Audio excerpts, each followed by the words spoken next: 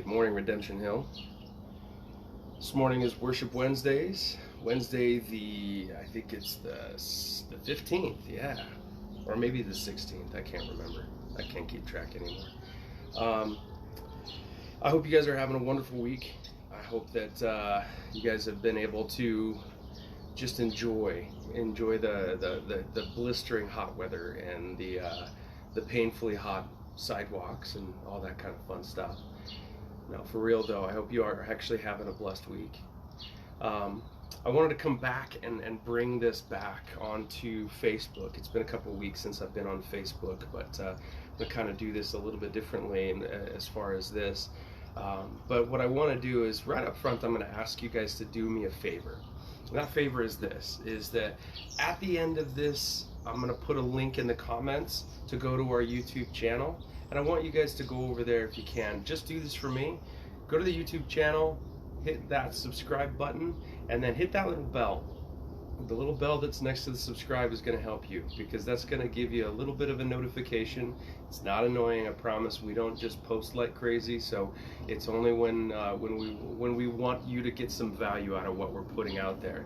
But hit that bell, and let's grow those subscribers there on the YouTube channel, because really we want to be able to minister directly from there, and you doing that is going to help it. So this morning I'm going to jump into it here. I am going to do a song called Multiplied by NEEDTOBREATHE, and hopefully I don't mess it up. For some reason I'm having a hard time finding the key in my vocals, but the thing I wanted to talk about is the verse. The verse that this pertains is Hebrews 6 verse 14. And honestly, I could probably read the whole thing. I love Hebrews. Hebrews is one of my favorite books. But this one talks about a promise.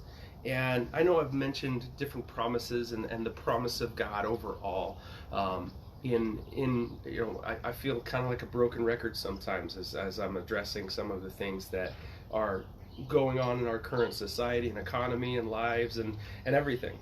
But this one, to me, is something because it's a repetition from a previous statement. It's just basically reminding us of the promise, and that is in Hebrews 6 verse 14. It says, "Surely I will bless you, and surely I will multiply you." And that is God, and the reminder is that this is talking to the conversation of Abraham and God, when Abraham received the blessing that said, "You will have descendants to outnumber the stars, descendants to outnumber the sands on the shore." And then it talks, and then it goes a little bit further into that, and it talks about how God had to make a promise. God had to swear an oath. Well, the only way to swear an oath is through a superior sort of contribution to that. So if we are going, I promise, the only way to make that an oath is by swearing to something that is greater. So how can God do that? And God, basically what he said, or what in his doing and making of that promise or that oath, that statement, is he swore against something that he's not able to lie. He's not above himself, but because of the sovereignty and the superiority of who he is, it secures that promise for everyone. And then it talks into the fact that we inherit that promise. That is our promise to hold. So when it says, "Surely I will bless you, surely I will multiply you." And I don't mean go have 50 kids. Please don't do that. That's not a good idea. Well, I mean, if you want to, by all means, but it means so much more than that. It actually isn't just an offspring. It is an abundancy. It is a bounty in your life. It is an aspect that will bring fruit and fruitfulness everywhere. And I think we get lost in the noise. Like, we get lost in everything going on in our cultures and our communities right now, and our conversations. And honestly, it's weird, because I think there are some descriptives that have landed on our culture that have made it difficult for us to even just communicate with each other. And when I say descriptives, they're like titles, because one person thinks this way and another person thinks this way, and that's not fair to what we have entirely ourselves. Why would I say this during a verse that's talking about a blessing and a promise and a multiply? Is the fact that I want to talk about the fruit that we are multiplying, because the promise is there. God's not going to back off of that deal, but what he will recognize is the fact that if what I am trying to multiply is a bad tree, isn't producing fruit, then truly am I living in the promise that God's given me? Am I living that beautiful promise that He has provided?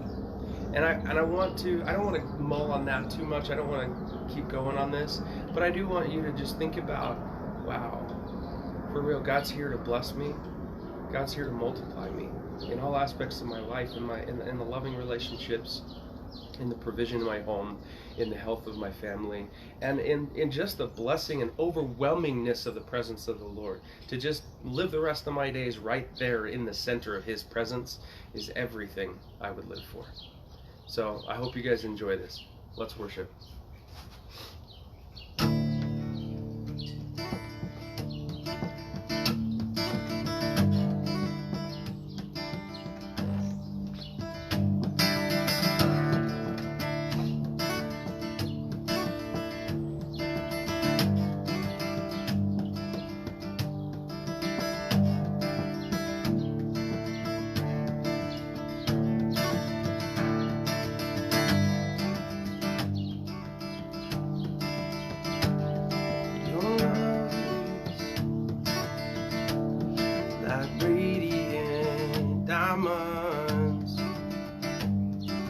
Bursting inside us, you cannot contain. Your love will surely come find us, like blazing wildfires.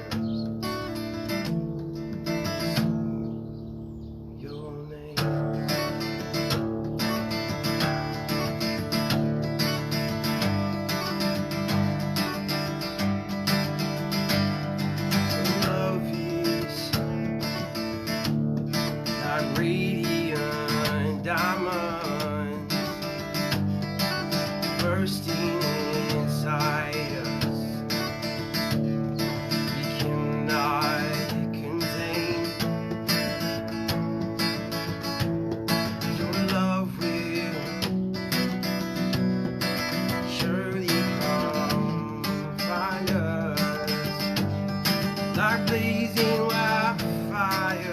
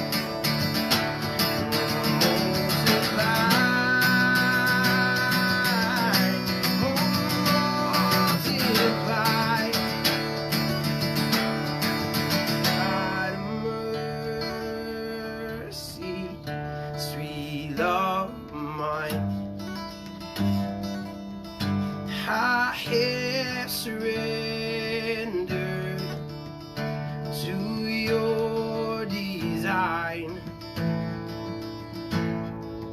May this offering stretch across the sky, and these hallelujahs be multiplied.